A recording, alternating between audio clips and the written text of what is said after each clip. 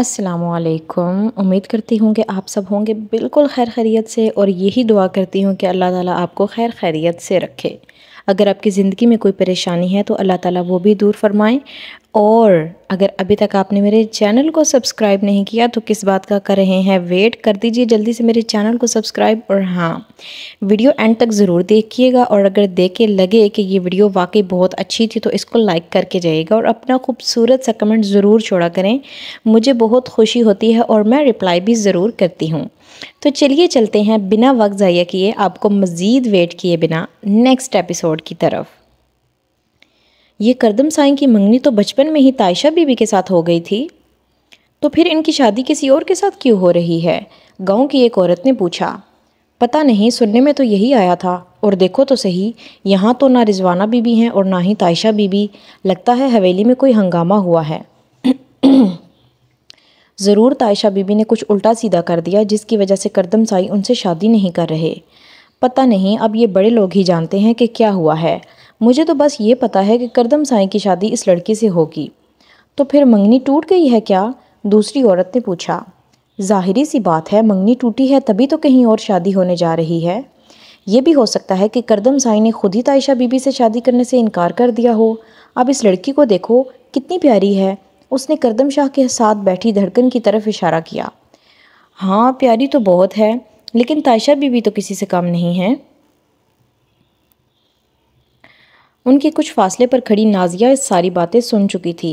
بابا سائیں کے ایک فیصلے نے تائشہ کی ذات کو سوالیہ نشان بنا دیا تھا۔ ان کے ساتھ ساتھ گھر کے سبھی لوگ لوگوں میں ہونے والی باتوں کو محسوس کر چکے تھے۔ پھوپھو سائیں، کیا میں اندر آ سکتا ہوں؟ کردم سائیں دروازے پر کھڑا رضوانہ سے اجازت مانگ رہا تھا۔ اسے کمرے میں آتے دیکھ کر وہ پریشان ہو گئی۔ رضوانہ نے خاموشی سے ہاں میں گردن ہلائی۔ کردم آہستہ آہستہ قدم اٹھاتا ان کے قدموں کے قریب آ بیٹھا۔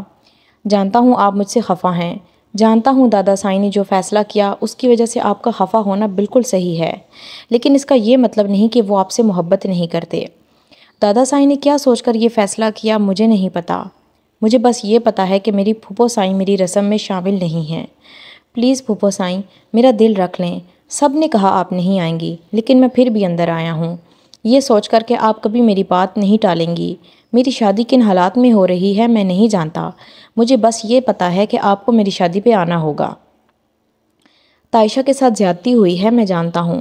اس نے پھوپھو کے ساتھ بیٹھی بیڈ پر تائشہ کی طرف دیکھا جو بخار کی وجہ سے سرخ پڑ چکی تھی۔ جانتی ہو تائشہ، میں تم سے تنہائی میں کیوں نہیں ملا؟ کیونکہ مجھے قسمت کے فیصلوں پر یقین تھا۔ اگر میری شادی دھڑکن کے ساتھ ہونی لکھی ہے تو اسی کے ساتھ ہوگی۔ اگر میں چاہتا تو تمہیں اپنی محبت کے حسین خواب دکھا سکتا تھا، لیکن میں ایسا کیوں کرتا جبکہ میں قسمت کے فیصلوں پر یقین رکھتا ہوں؟ قسمت کا کچھ پتہ نہیں ہوتا، کب کس کے ساتھ جڑ جائے۔ تم یوں بیمار ہو کہ مجھے گناہگار کر رہی ہو۔ میں تمہاری محبت سے انجان نہیں ہوں، لیکن شاید تمہاری یہ محبت کسی اور کے حصے میں لکھی ہے۔ جانتا ہوں تم نے میرے لیے اپنے دل میں ایک الگ مقام رکھا ہے، لیکن وہ مقام میرا نہیں ہے تائشہ، وہ خوبصورت مقام کسی اور کا ہے۔ میں نے کبھی تمہاری معصومیت کو رسوا نہیں ہونے دیا، کبھی تمہاری عزت پر آنچ نہیں آنے دی، کبھی تمہارے جذبات کے ساتھ کھلواڑ نہیں کیا۔ لیکن میں پھر بھی تم سے معافی مانگتا ہوں، جو کچھ بھی ہوا اس کے لیے مجھے معاف کر دو۔ کردم نے اس کے سامنے ہاتھ جوڑنا چاہے جب تائشہ نے اس کے ہاتھ تھام لیے۔ کردم سائیں، آپ کی کوئی غلطی نہیں ہے، آپ یہ سب کچھ کر کے مجھے گناہگار نہ کریں۔ میں جانتی ہوں آپ کے ساتھ بھی زبردستی کی گئی ہے اس رشتے کے لیے، آپ بھی دھڑکن کو پسند نہیں کرتے، لیکن شاید ہمارے نصیبوں میں یہی لکھا ہے۔ مجھے آپ سے کوئی گلہ نہیں۔ اس کا مطلب یہی ہوا کہ تم میری شادی میں شرکت کرو گی؟ کردم نے پوچھا۔ اس نے ایک نظر رضوانہ کو دیکھا۔ اٹھیں اماں سائیں، تیار ہو جائیں، ہمیں باہر چلنا ہے، گاؤں والے باتیں بنا رہے ہوں گے۔ تائشہ نے بستر ایک طرف طے کرتے ہوئے کہا۔ اپنی خوشیوں کو آگ لگا کر مسکرانا کسے کہتے ہیں؟ آج کوئی تائشہ سے پوچھتا۔ اس دن کے بعد اسے دھڑکن کہیں نظر نہ آئی تھی۔ آج 2 دن ہو گئے تھے ان کے دن ڈالے ہوئے، لیکن دھڑکن نہ جانے کہاں چھپ کر بیٹھ گئی تھی۔ وہ غیر ارادی طور پر اس کا منتظر تھا۔ ناشتے کی میز پر نہ ڈنر ٹیبل پر، دن کے وقت وہ گھر پر نہیں ہوتا تھا۔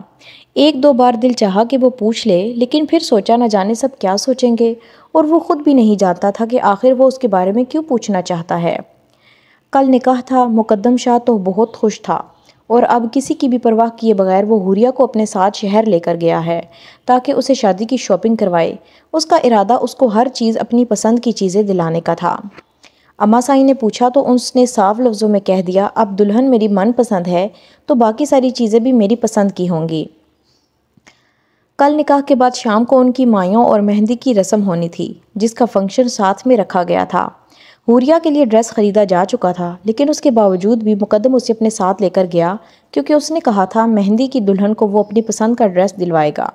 اس نے تو کردم کو بھی کہا تھا کہ دھڑکن کو ساتھ لے کر چلے، لیکن کردم چاہ کر بھی اتنا بے باک نہیں ہو سکتا تھا۔ اس نے اپنے دونوں ہاتھ مقدم کے سامنے باندھے اور اسے کہا کہ تم اکیلے ہی جاؤ بھائی، میں یہیں ٹھیک ہوں۔ اسکول کا کیا بنا؟ کردم شاہ ڈیرے پر آیا تو پوچھنے لگا۔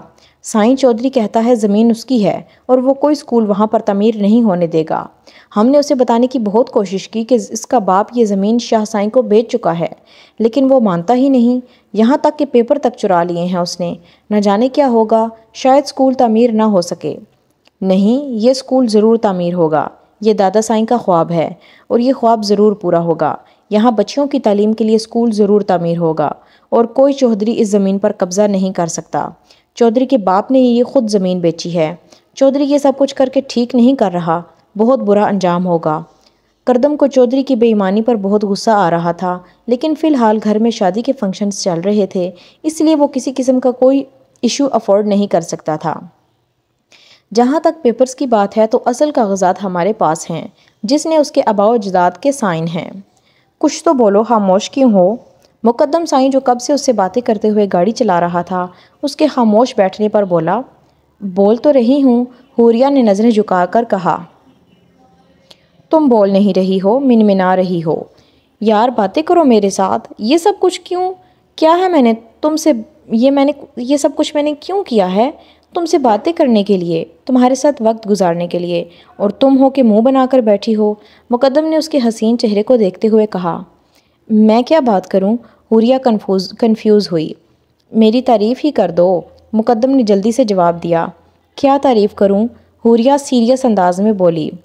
کچھ بھی تعریف کر دو، اپنی سوچ ہی بتا دو، یہی بول دو مقدم سائیں آپ اتنے ہینڈسم ہیں کہ پورے گاؤں کی لڑکیاں مرتی ہیں آپ پر، اور آپ کا دل مجھ پر آ گیا ہے۔ آپ ہیں جو مجھ سے محبت کر بیٹھے ہیں، مجھے دیوانوں کی طرح چاہنے لگے ہیں، اور ایک میں ہوں جو آپ کو گھاس ہی نہیں ڈالتی۔ مقدم اس کے چہرے پر نظر جمائے بولے جا رہا تھا۔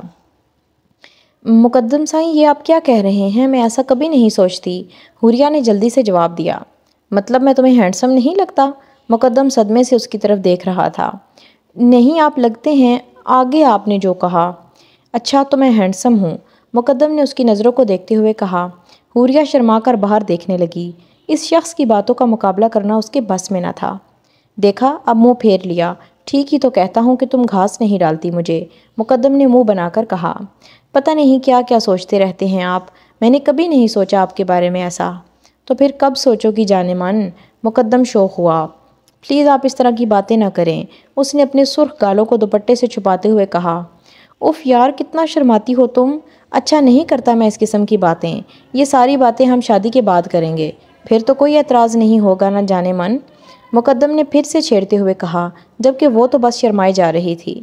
پھر مقدم نے اسے خوب شاپنگ کروائی۔ میں چاہتا ہوں تم اپنے آپ کو بس میرے نام کر دو، میں جیسے چاہوں تمہیں سجاؤں، جیسے چاہے تم سے پیار کروں، بس میری بن جاؤ، وہ جذبات سے بھرپور لہجے میں بولا، جبکہ حوریہ اس کی غربت سے گھبراتی جلد سے جلد واپس گھر جانا چاہتی تھی، لیکن مقدم بھی اپنے نام کا ایک تھا، اس نے واپس آتے آتے رات اندھیرا کر ہی دیا۔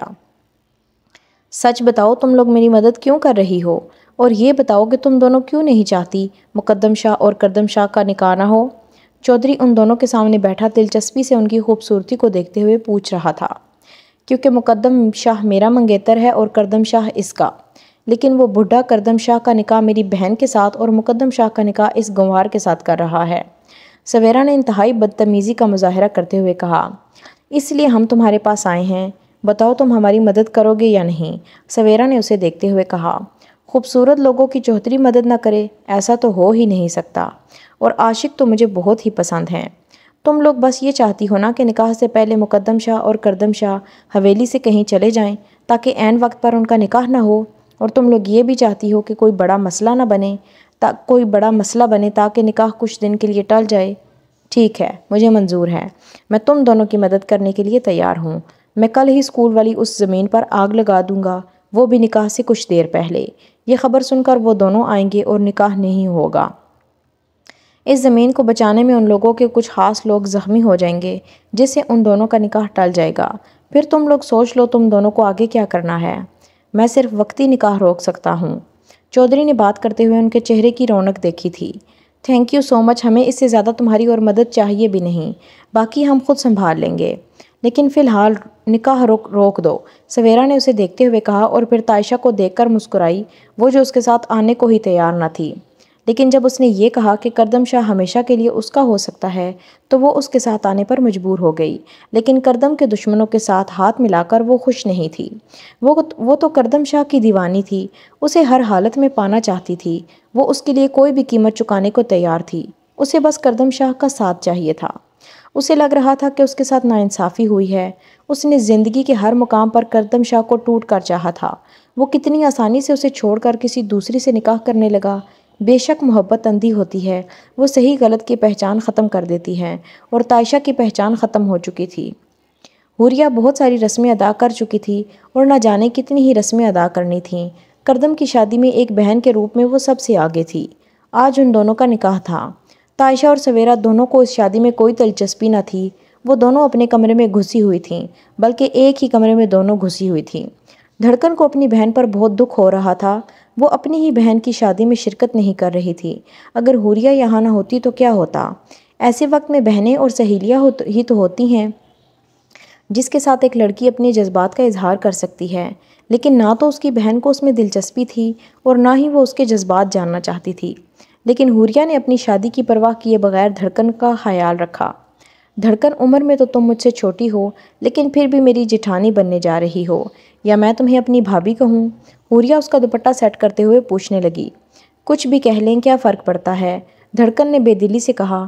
اسی وقت ان کے کمرے کے قریب سے نکلتے ہوئے کردم کے قدم وہیں رک گئے۔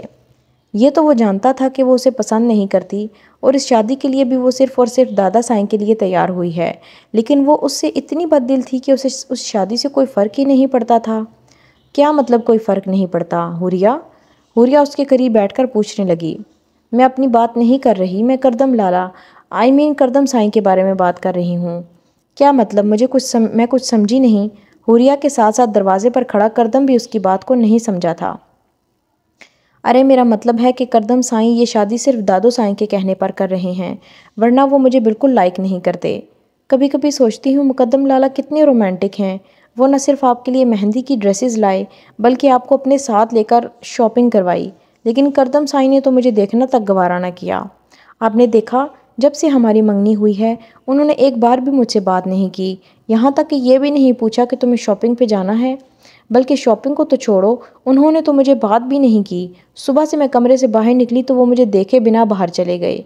ٹھیک ہے، پہلے ہمارا کوئی اور ایسا رشتہ نہیں تھا، لیکن اب یہ، اس نے ہاتھ کی انگلی کی طرف اشارہ کیا، یہ پہنائی ہے انہوں نے مجھے، میں منگیتر ہوں ان کی، بات تو کر ہی سکتے ہیں، لیکن کیوں کریں گے بات؟ وہ مقدم لالا تھوڑی ہیں، وہ کردم سائیں ہیں، دنیا کے سب سے ان رومانٹک اور بورنگ پرسن۔ وہ معصومیت سے کہتی اپنی بات پر اداسی سے بیٹھ گئی۔ حوریہ نے گہرا سانس لیا، جو وہ سوچ رہی تھی ایسی کوئی بات نہیں تھی۔ ہر لڑکی کی طرح دھڑکن بھی اپنے منگیتر سے کچھ امید رکھتی تھی، جبکہ دروازے پہ کھڑا کردم اس کی مکمل بات سننے کے بعد اپنا ماتھا کھجا رہا تھا۔ اتنی بے وقوف لڑکی ہے یہ، اس طرح کی باتیں کھلے عام کون کرتا ہے بھلا؟ اگر کرنی تھی شاپنگ تو بتا دیتی، لے جاتا ساتھ۔ کردم نے سوچتے ہوئے قدم آگے کی طرف بڑھائے۔ کچھ زیادہ ہی ان رومانٹک اور بورنگ پرسن سمجھا ہے نا مجھے تم نے؟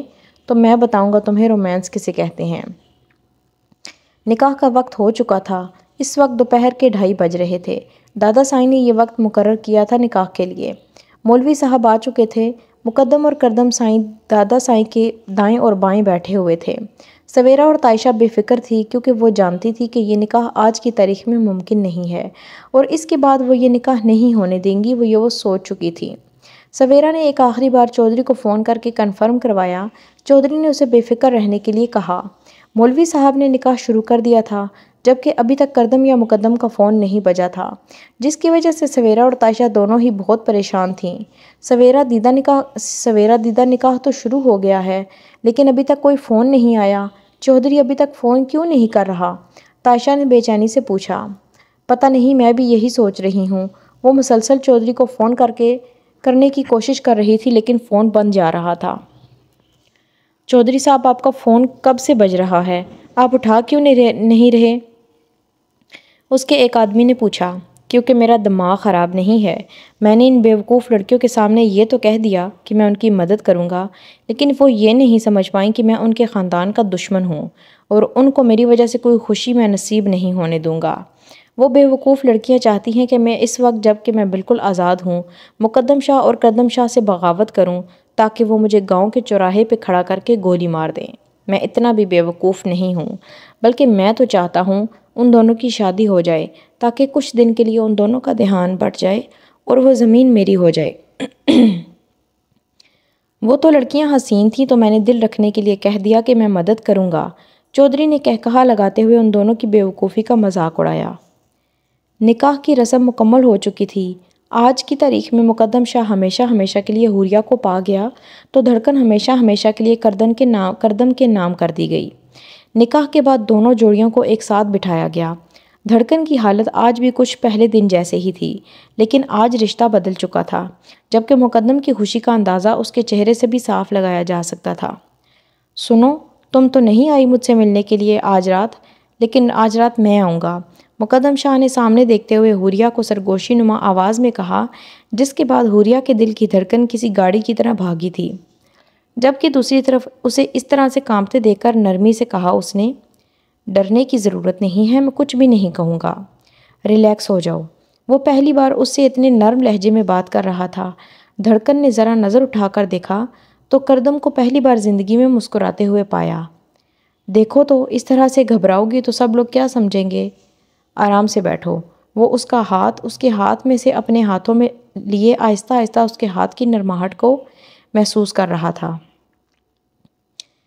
سوری گائز، اگر کوئی بیچ میں مسٹیک ہوئی ہے تو اگنور کرنا، کچھ طبیعت ٹھیک نہیں ہے، اس وجہ سے مسٹیکس ہو گئیں۔ اور یہاں تک آئے ہیں تو ویڈیو کو لائک کر کے جانا، اور ابھی تک آپ نے میرے چینل کو سبسکرائب نہیں کیا